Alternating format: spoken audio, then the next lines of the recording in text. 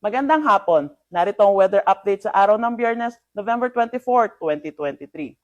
Yung northeast monsoon natin or yung hanging amihan ay patuloy na umiiral dito sa malaking bahagi ng Luzon. Kaya asahan natin na makakaranas ng maulap na panahon na may mga mahihinang pag-ulan dito sa Cordillera Administrative Region, Cagayan Valley, kasama na ang Babuyan Islands, Isabela, pati na rin sa Quirino. Dito naman sa Ilocos Region at nalalabing bahagi ng Cagayan Valley, asahan natin ang bahagya hanggang sa maulap na panahon na may mga pulupulong may hinang pag-ulan dulot pa rin itong northeast monsoon.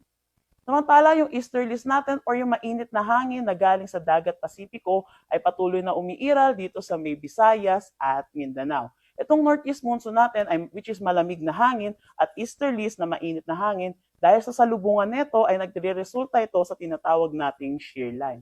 Itong shear line naman ay patuloy magdadala ng maulap na panahon sa malaking bahagi ng eastern section ng ating bansa. Samantala, dito naman sa Metro Manila at nalalabing bahagi ng ating bansa, asahan natin ang maaliwalas na panahon pero may mga tsansa pa rin ng localized thunderstorm lalo na sa hapon at sa gabi.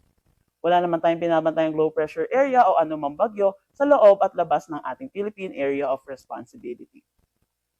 Dako tayo sa magiging panahon natin bukas dito sa Luzon. Yung eastern section pa rin natang Luzon natin ay asahan natin na makakaranas pa rin ng maulap na panahon na may mga kalat-kalat na pag-ulan, dulot pa rin itong shear line. Samantala, dito naman sa northern Luzon, asahan natin na makakaranas sila ng mga mahihinang pag-ulan, dulot ng northeast monsoon or ng hanging amihan.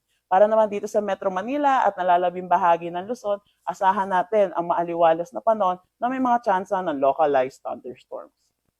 Ang temperatura dito sa Metro Manila ay maglalaro between 24 to 31 degrees Celsius, Lawag 24 to 32, Tugigaraw 23 to 27, Baguio 17 to 24 degrees Celsius. Para naman sa Tagaytay 23 to 21, Legazpi 25 to 32.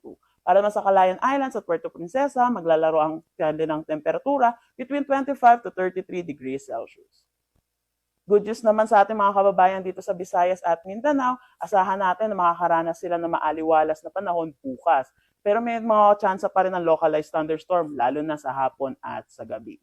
Ang temperatura dito sa Iloilo ay maglalaro between 26 to 31 degrees Celsius, Cebu 26 to 31, Tacloban 25 to 31 degrees Celsius. Para naman sa Zamboanga, 25 to 33 degrees Celsius, Cagayan de Oro, 25 to 32 degrees Celsius, at Davao, 25 to 32 degrees Celsius.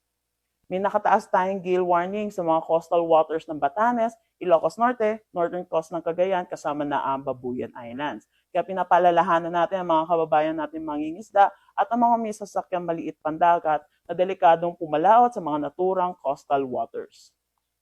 At yan po muna ang latest dito sa Pag-asa Weather Forecasting Center. Chanel Dominguez po at magandang hapon.